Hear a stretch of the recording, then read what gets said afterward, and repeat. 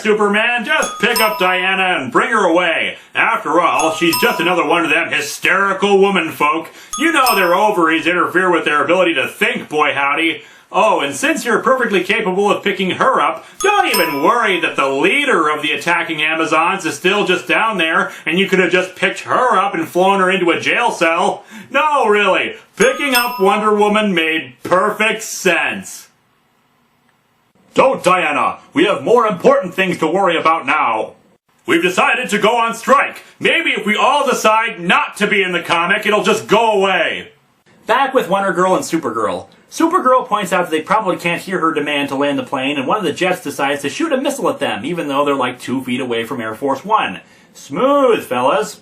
The missile hits Wonder Girl and she starts falling. Mr. President, the escort jet reports a direct hit. That's one down. Yes! I killed a teenage girl!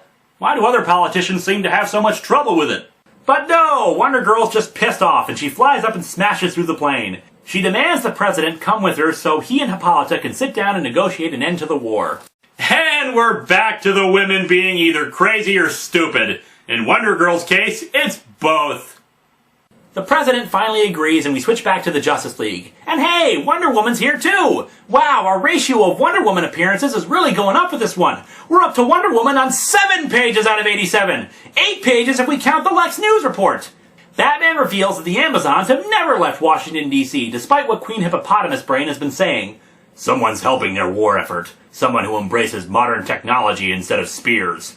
But who needs technology when the spears have been so damn effective so far?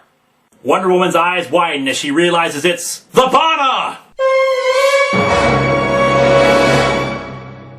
Who the hell are the Bana, you ask? Well, there was actually a second group of Amazons. These Amazons didn't go to Themyscira and instead ended up in Egypt, renouncing the Greek gods and instead worshipping the Egyptian pantheon. Long story short, they ended up joining up with the Themyscirans again later. Heck, Artemis herself is a Bana. Diana exposits that not all of the Bana joined Themyscira, that a militant sect went off on their own. So yeah, the Amazons aren't the real enemy, the Bana are!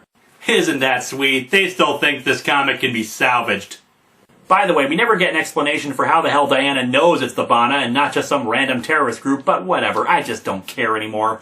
Oracle calls again and informs them that she's figured out that Gotham is the next target of the Bana. I have to go. I'm getting out of this comic while I still can. It's only gonna get worse from here, guys. Back to Air Force One, the plane is suddenly under attack by a legion of Amazons riding flying horses. So, not only did they fail to get the president away from Washington, D.C., a group of flying horses can keep up with a 747. And once again, a spear with what looks like a stone head manages to break through the glass and kill the pilot. The trigger-happy escort jets, who 2 minutes ago were more than happy to shoot missiles close to Air Force One, suddenly think it's too close to shoot at the flying horses. Okay, folks, this is my robot, Poyo. He's gonna finish the review for me, because really, I can't take this anymore. Alright. So then Wonder Woman loopingly flatly killing electro-paddy whacked in a dog-a-bone. Ah, son of a... Even robots can't handle this thing! Wonder Girl on board Air Force One is shocked. Shocked, mind you, that this is happening. No, this wasn't supposed to happen. Okay, folks, I want to take a poll from you all. What is the absolute stupidest plan we've seen so far in my reviews? Is it A. Make twin clones of Hitler? B. The convoluted, nonsensical plan of the Church of Humanity to make Nightcrawler the Pope?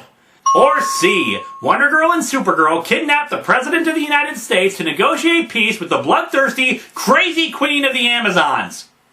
And I know I keep stressing this, but for the love of all things sacred, what the hell are we spending the military budget on if Air Force One is taken down by spears and arrows? Of course, under this awesome onslaught of weapons, Air Force One crashes. Crap in heaven, how much longer is this? Back to Washington, D.C. again. Grace Choi is beating the snot out of the Amazons when suddenly the leader of the Bana appears. Grace asks them what she wants and she replies, "Want? Why, for you to join us, of course." So Grace kicks her in the face! Hey, I've got someone to root for who isn't an idiot! Let me just skip ahead real quick to see what happens and... Oh. She joins them next issue. Never mind, false alarm. On that same note, we also get to see the other Bana, and they're all wearing Warpoint and what can only be described as battle bikinis. Oh, you've gotta be kidding me! What, the Amazons, the purportedly primitive people, get full body armor, but the real evil, not the bloodthirsty, child-killing Amazons, mind you, but the evil Bana, is decked out in bikinis. It's as if somebody along the way in the creative process said, wait a second, we have a comic featuring lots of women fighting, but they're all wearing stuff that covers their skin? Well, we can't have that! How are we supposed to titillate the heterosexual male readers with that? Moving on yet again, we have Red Arrow fighting... You know what? It's pointless and I don't care. Next scene! The two teenage twits who wanted to kidnap the president now are trying to defend his injured unconscious body from the swarms of Amazons. Supergirl is completely ineffectual, while Wonder Girl, despite being a demigod, can't hold off the attacking Amazons. But then Superman arrives! Alright, now we've got a Martian in the action! He'll put those uppity women in their place! Superman, apparently being the sole voice of reason in the entire comic, lectures the Amazons about how this whole thing doesn't make sense and the Amazons he knows are better than this. This would be a sweet scene, except it's coming from Superman! Who the hell is Superman to the Amazons? Why isn't Wonder Woman giving this speech? Why is he the only one who's able to get through to them? Is it really because he's a man? By that logic, I could get through to them. Because I'm a man! Bear! But here, alone in this Wisconsin forest... Wait, what? Wisconsin? They're in Wisconsin? How the hell did they get all the way... Oh, my head hurts. From out of nowhere, a contingent of soldiers arrives and guns down the Amazons that Superman had talked down. When Superman confronts them, the leader just says they're at war and the president's life was in danger and that the heroes should go back to Washington, which they do without a second thought. Of course. Back at the Smithsonian, Artemis and Philippus still haven't just killed Hippolyta and ended the whole shebang.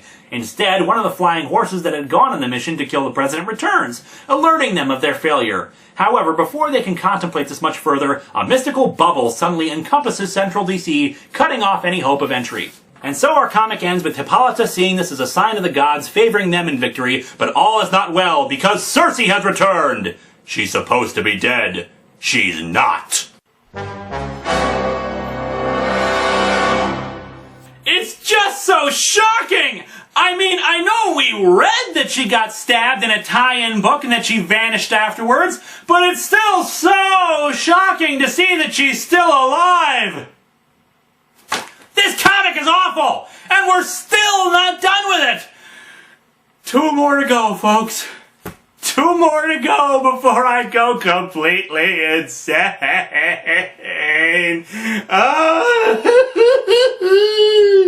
It's just a jump to the left.